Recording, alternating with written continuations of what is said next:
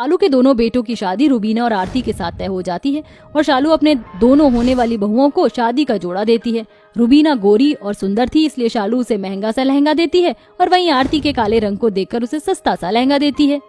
ये तुम दोनों के शादी का जोड़ा है। शुक्रिया माँ जी। वाह मम्मी जी, आई लव दिस लहंगा। वैसे ये लहंगा काफी महंगा आया होगा ना मम्मी जी? अरे तेरी सुंदरता के आगे ये लाखों का लहंगा भी फीका है। अब मैं चलती हूँ, शादी की बहुत सी तैयारियां बाकी हैं। दोनों ही घरों में शादी की तैयारी चलती है, जिसके बाद आरती और रुबीना की शादी अमन और रोहन से हो जाती है और दोनों बहू बनकर ससुराल आ जाती हैं, जहां शालू अपनी काली बहू को नजरअंदाज करके अपनी गोरी बहू का स्वागत करती है। आजा मेरी गोरी बहू, इस कलश को गिराकर गृह प्रवेश कर। रुबीना गृह प्रवेश करके अंदर आती है, तभी उसकी ननद नैना कहती है, 1 मिनट रुकिए रुबीना भाभी, मैं अभी आई। नैना फटाफट से दरवाजे से लेकर कमरे तक फर्श पर गुलाब के फूल बिछाकर कहती है, अब आइए मेरी प्यारी भाभी, मैं नहीं चाहती कि मेरी प्यारी सी भाभी को अपने पैर जमीन पर रखने पड़े। हो थैंक यू सो मच मेरी प्यारी ननद।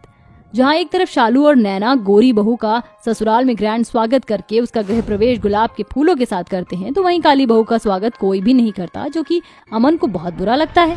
मैं अच्छी तरह से जानता हूँ कि माँ ने ये जानबूझकर किया है। अमन ऐसा नहीं है, भीड़ भाड़ में माँ जी भूल गई होंगी। आरती तुम ठहरो, मैं अभी आया। इसके बाद अमन आरती का गृह प्रवेश कराता है। इसके बाद नैना और शालू गौरी के कमरे को अच्छी तरह से सजाती हैं, वहीं काली बहू के कमरे को यूं ही फीका छोड़ देती हैं। मुझे माफ कर देना आरती, मैं जानता हूँ एक लड़की जब शादी करके अपने ससुराल आती है तो उसकी आंखों में कितने सारे सपने होते हैं। अमन, रिश्ते की डोर बहुत ही कच्ची होती है, ज्यादा खींचातानी करके वो डोर टूट जाती है। हमें अपनों को थोड़ा वक्त देना होगा। अगले दिन आरती जल्दी सुबह उठकर साफ सफाई करके पूजा करती है और अपनी सास के पैर छूती है।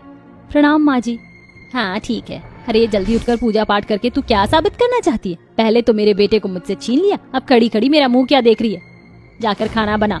काली बहू आंखों में आंसू लिए किचन में आकर गर्मी में खाना बनाती है, तो वहीं रुबीना सुबह के 10 बजे तक एसी की ठंडी हवा में ठाठ से सोती है और देर से रेडी होकर मेज पर आकर बैठ जाती है।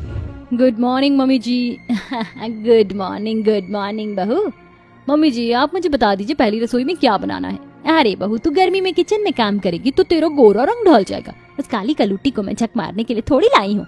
आरती सभी को पहली रसोई में बनाया खाना परोसती है, मगर शालू जानबूझकर अपनी काली बहू को चिढ़ाने के लिए अपनी गोरी बहू को शगुन में हीरो का हार देती है। ये ले मेरी प्यारी बहू, तेरा शगुन diamond necklace. Thank you so much mummy ji, मैं कब से इसे पहनना चाहती थी। थोड़ी ही देर में शालू अपनी दोनों बहू को अपने पास बुलाकर कहती है, रुबीना बहू थोड़ी देर में मुंह दिखाई है, तू ये ड्रेस पहनना और तू मेरी काली बहू ये पकड़, ये पहन लेना और हाँ अपने इस काले थोबड़े पर मेकअप कर लेना। थोड़ी देर में दोनों काली गोरी बहुएं तैयार हो जाती हैं।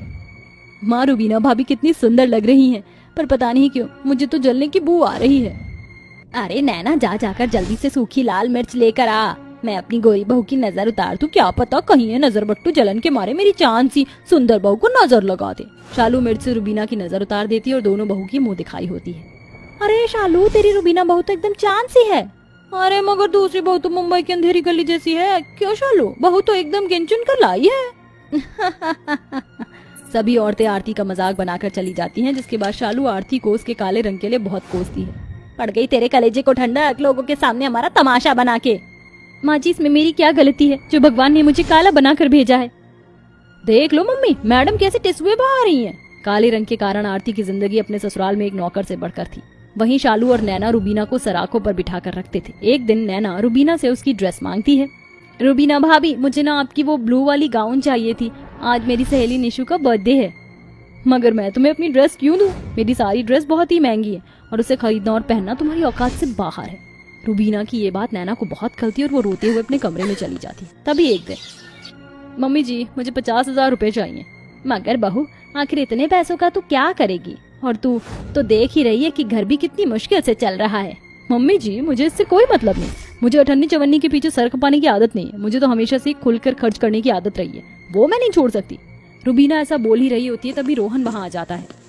अच्छा हुआ रोहन जो तुम भी आ गए, मैं अब तुम्हारी माँ और बहन के साथ किश्तों में जिंदगी नहीं काट सकती, अब तुम्हें सिर्फ मेरा बनकर रहना होगा। ये सुनकर शालू रोते हुए रुबीना से कहती है, रुबीना बहू मेरे पास जो भी था मैंने सब कुछ तुझे दे दिया, अब मुझसे मेरा बेटा मत छीन। रोहन तुम्हें अभी फैसला लेना होगा, राइट नाउ। घर को टूटता देखकर आरती कहती है, रुबीना ऐसा मत करो, घर तोड़कर किसका भला हुआ है। खुश रहने के लिए पैसा जरूरी नहीं बल्कि परिवार जरूरी है। माँ जी ने शुरू से लेकर अब तक तुम्हारी हर छोटी बड़ी खुशियों का ख्याल रखा है, तुम्हारे लिए कितना कुछ किया। क्या तुम वो सब कुछ भूल गई? मुझे तुम्हारी ये फालतू बातें नहीं सुननी है।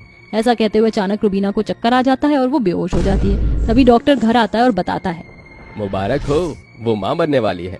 अपनी माँ बनने की बात पता चलने के बाद रुबीना बहुत खुश होती है। तो वहीं आरती कहती है, रुबीना सोचो, भगवान ना करे मगर अगर तुमसे कोई तुम्हारा बच्चा छीन ले जाए तो क्या होगा। ये सुनकर रुबीना की आंखों में आंसू भर आते हैं, जिसे देखकर आरती कहती है, जिस बच्चे ने अभी इस दुनिया में जन्म भी नहीं लिया, उस बच्चे से अलग होने के एहसास से ही तुम्हारी आंखों में आंसू आ गए। पर जिस बेटे ने अपनी माँ के साथ इतने साल बिताए, तुम उस माँ से उसका बेटा अलग करने जा रही थी।